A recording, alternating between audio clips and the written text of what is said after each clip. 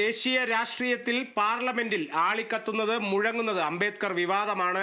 അല്പസമയം മുൻപ് CPIM സംസ്ഥാന സെക്രട്ടറിയും അതിനെക്കുറിച്ചൊരു പരാമർശം കൃത്യമായി നടത്തിയിരുന്നു. അംബേദ്കർ വിവാദത്തിൽ ആ ഒരു വിവാദം അല്ലെങ്കിൽ അംബേദ്കറിനെതിരായി പ്രസ്താവന നടത്തിയ കേന്ദ്രമന്ത്രി അമിത്ഷാ രാജിവെക്കണം എന്നുള്ള തരത്തിൽ വരെ CPIM സംസ്ഥാന സെക്രട്ടറി ആരോപണം ഉന്നയിച്ചിരുന്നു, അല്ലെങ്കിൽ അത്തരത്തിലൊരു പ്രസ്താവന അദ്ദേഹം നടത്തിയിരുന്നു. എന്തായാലും അംബേദ്കർ വിവാദത്തിലെ പ്രതിപക്ഷ ബഹളത്തെ തുടർന്ന് പാർലമെന്റിലെ ഇരു സഭകളും അനിശ്ചിത കാലത്തേക്ക് പിരിഞ്ഞു.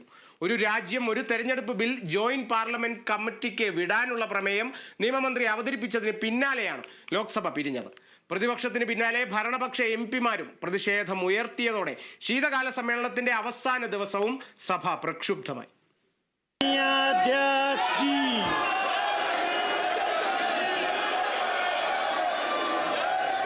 Item number 31, Arjun Megwal. പ്രതിപക്ഷ ബഹളത്തെ തുടർന്നാണ് പാർലമെന്റ് ശീതകാല സമ്മേളനം പിരിഞ്ഞത്. ലോക്സഭ ആരംഭിച്ചപ്പോൾ തന്നെ അംബേദ്കർ വിഷയത്തിൽ അമിത്ഷാ മാപ്പ് പറയണമെന്നാവശ്യപ്പെട്ട് പ്രതിപക്ഷ MP-മാർ ബഹളം വെച്ചു. അമിത്ഷായുടെ അംബേദ്കർ പരാമർശത്തിൽ ഇന്നലെ ആരംഭിച്ച പ്രതിഷേധം ഇന്നും തുടർന്നു. ഇന്നലെ ലോക്സഭയിൽ ഭരണപക്ഷ MP-മാരാണ് സംഘർഷം ആരംഭിച്ചത്.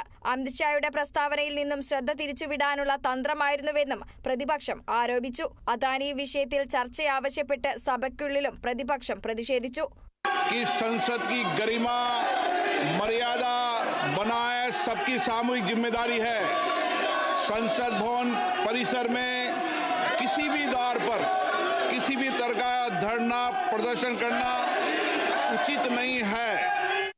അതേസമയം മല്ലികാർജുൻ ഖാർഗെയുടെ നേതൃത്വത്തിൽ വിജയ് ചൌക്കിൽ നിന്ന് പാർലമെന്റിലേക്ക് പ്രതിപക്ഷ MP-മാർ മാർച്ച് നടത്തി. ഐ ആം അംബേദ്കർ പ്ലക്കാർഡുമായി മുദ്രാവാക്യം മുഴക്കിയായിരുന്നു പ്രതിഷേധം. News desk, Kerala vision news.